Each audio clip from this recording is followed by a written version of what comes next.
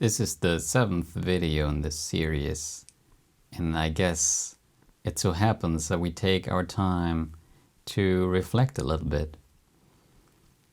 With each choice that I make in my life, I end up a little wiser, and sometimes I make great choices, but sometimes I make choices that I either knew ahead of time were bad, or at least somewhat bad, or I didn't expect them to be bad. But in those instances, even where it turned out to be a bad choice, I learned through recognizing the consequences of making such bad decisions. And that feeds into this wisdom of hindsight. And hindsight is a tricky thing because we can easily get lost in pondering too much about the past and not facing forwards enough in adapting our choices in a way that makes it worth having made mistakes in the past.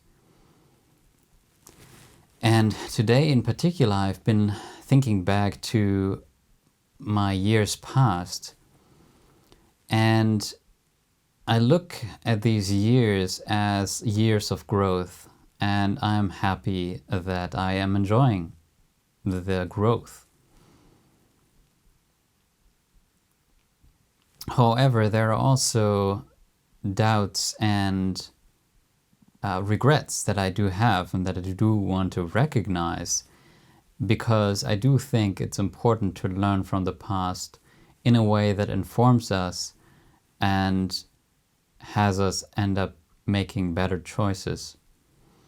So I am looking back at years of complacency, of being very comfortable in doing nothing or nothing meaningful, Even nothing is something in a way, because I justified doing nothing as resting, and it is resting to a degree. So I'm specifically talking about from 2018 onwards, because it happened so at the end of 2017, I stopped my almost daily journaling practice. And journaling was something that came rather easily to me, and was something that was work in a way, expanding my self-knowledge and working out my history and coming to peace with it to a large extent. Understanding the present as well, and becoming a better person, of course. And after that, there was a huge void where I just didn't have that purpose anymore. And I would say I didn't do a good job at filling that void with meaningful things, with accelerating the growth that was still going on.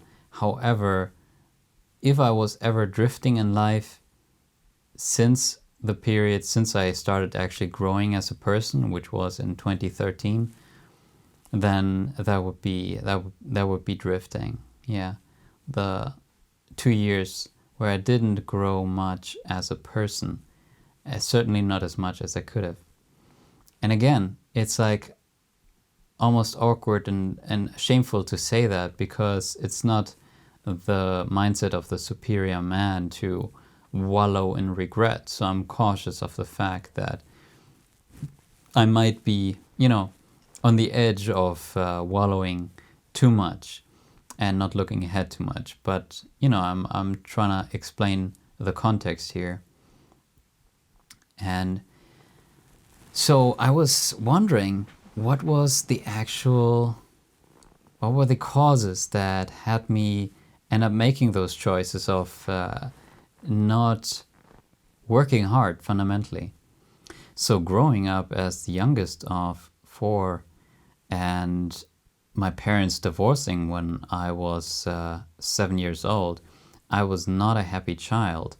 And people could tell that I was not happy by not smiling very often, or almost ever at all. And so I evidently was not part of, quote unquote, the family. And I was not a subscriber to the culture that I grew up in. Otherwise, I would have been happy, or at least appeared happy, which I did not. I really did not, and I never had any kind of desire to fake anything, to fake any kind of happiness, and paint over this kind of truth of my light depression, if you want to say. And so in regards to the hard work, I think that one aspect of becoming a hard worker is knowing the value of hard work. And I think the value of hard work can only be really truly understood once you apply yourself to something and master it. And then you recognize that there's value in mastering something, in putting in hard work, and it pays off, and it's hugely rewarding. And so I did not fit into this family structure, and I did not subscribe to the predominant culture in general as a child and growing up as well. And it didn't get any better up until much later in my life. So for me, there was like little point in working hard, because I did not have I did not hold the values that I truly held, that I truly subscribed to, right? So I either work hard at something that I truly don't believe in, which I would have never done, because once again, I'm bad at faking, or I could have just done what I did, which was to kind of get by for as long as or for as long as something really changes. And that's what I did. So when I think about mastering something in regards to my childhood, I can only think of about 2 years of, I think, years 11 to 13, where I was quite passionate about cars, about autos, as we say as Germans. And so I would be subscribed to all kinds of car magazines, and would watch television series on cars, etc. And I knew quite a bit about the technology behind cars. I mean, the technological aspect was what really drove me. The rational part, the scientific part, where there is very little culture, but really just principles and science and technology, just, something that was less of what I didn't like as a child, and more of what moves me today, because the rationality is really what drives my desire and my love for life, the love for the truth. And so, but even those 2 years where I was into car things, I was not particularly working hard. Like this interest in the cars, this passion for cars, was the similar nature of the drive, similar in my drive for journaling, which is that there is this lingering desire to do this, and it's helping me to become a better man in a way, but it is not hard work in and of itself. Like, even though I put hundreds and hundreds of hours, possibly thousands of hours into journaling, this was never something that truly took a lot of overcoming resistance. Like, it took a lot of courage, in other words. And so I have to look somewhere else. Like, if I think of true mastery, of actually working hard and truly outgrowing myself, then I can't say that I've done that anywhere yet. But again, this is the 7th video in this series, and I've never in my life produced a video every day.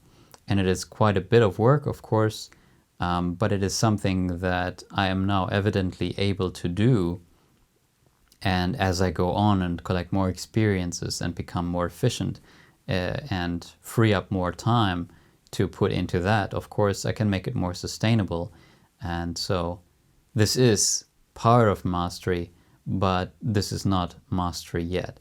I do feel like I'm still in this apprenticeship phase where I just figure out or build the skills necessary in order to end up being really productive, like putting my best skills, my strength into good use, put them to good use. So this is success all by itself. And so this is fundamentally the result of finally beginning to understand. I'm always trying to be really humble here.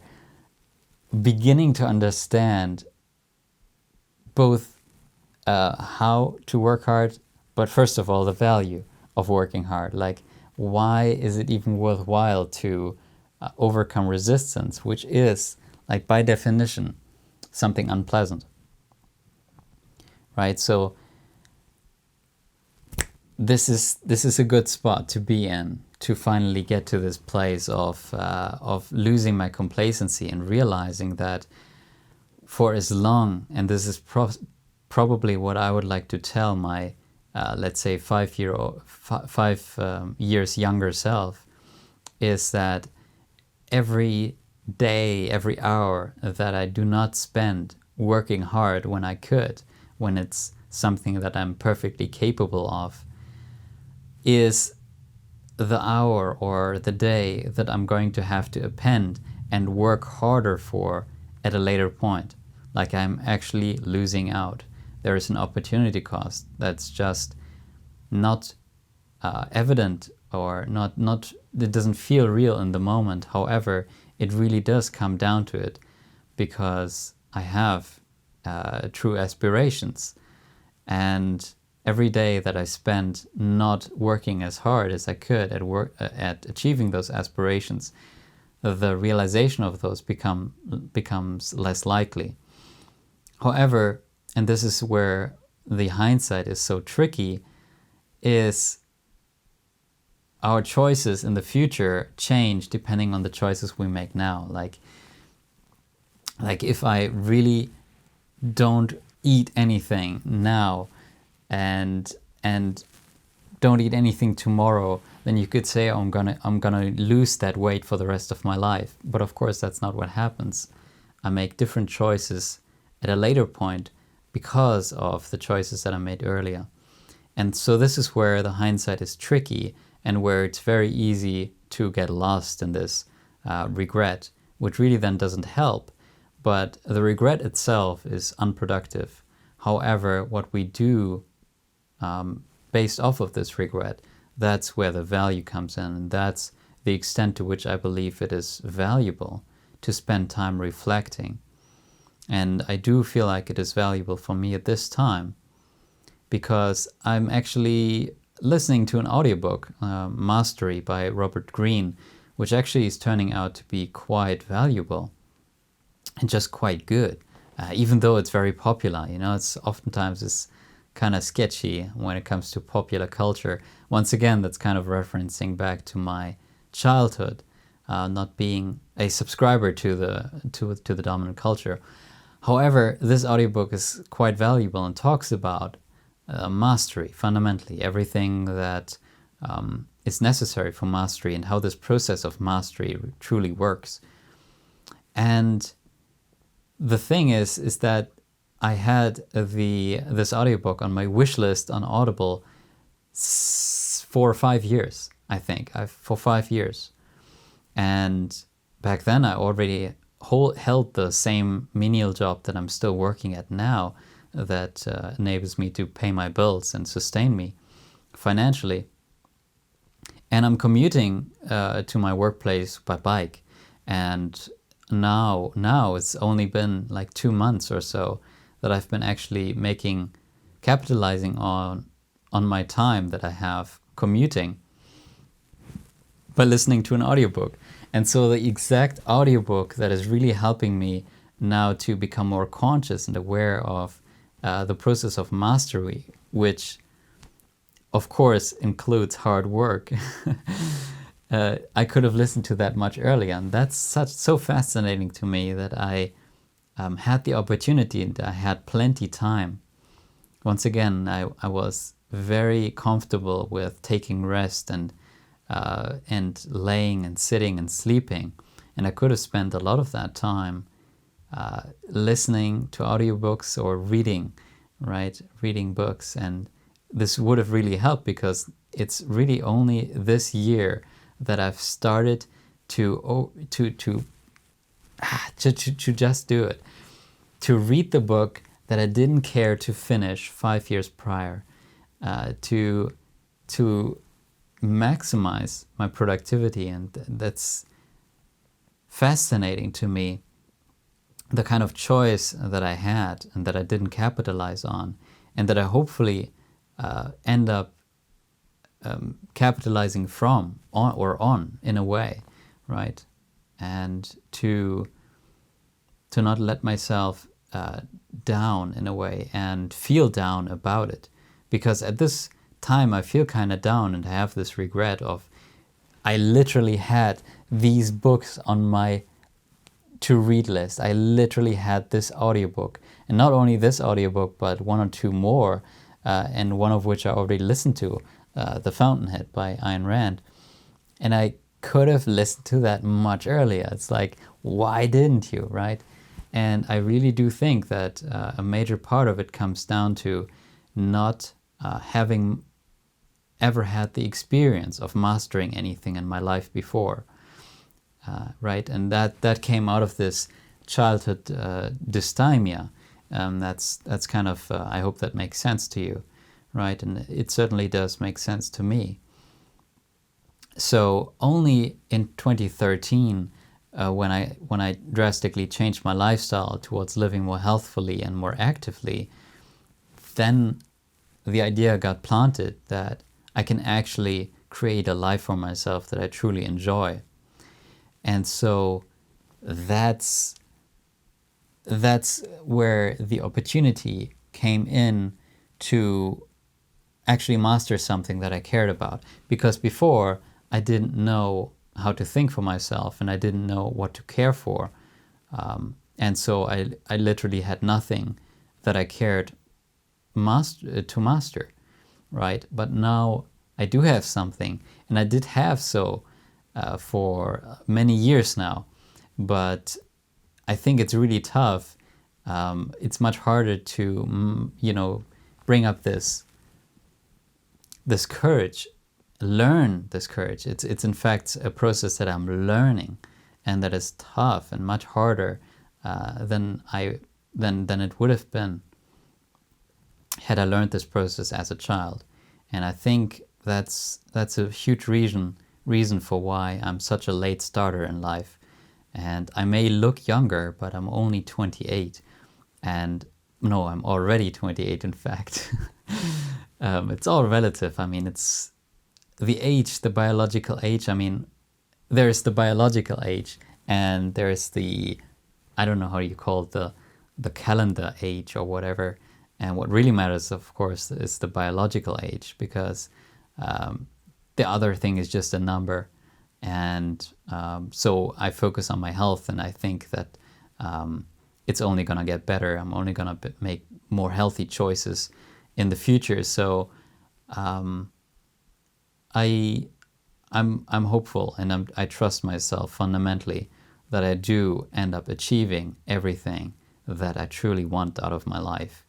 And I do have that trust, and I carried that trust ever since 2013. And that's the flame that I'm not letting turn off. I'm not letting burn out.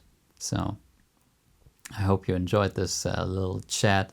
Certainly very different format, but was quite fun for me. So have a good evening, good night, whatever it is. And thanks for watching.